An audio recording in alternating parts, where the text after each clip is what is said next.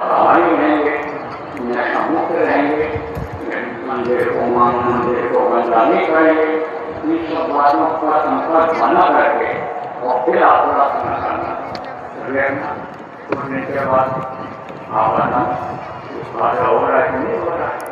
बहुत ज़्यादा काम कर करते हो तो थोड़ा सा वही पहुँचने अभी आपको बताएगी, लेकिन उसमें भी मत रहना, रूप की गजब में रहना, रूप की मौत में रहना, तो वो भी सत्संग दूर हो जाएंगे। सब दिन रहेंगे ये समान, लेकिन पहले रास्ता दिन आएगा जैसे भावना लिखा रहता है आप सुनो गुलाब की पसलिया से यहीं पे Hepsini tabii ki. गुलाब के मोड़ ऐसे ही हुए बनाए और सत्संगों में आते जाते हैं। और विश्वास रखना, विश्वास फलदायी, विश्वास फलदायी होता है।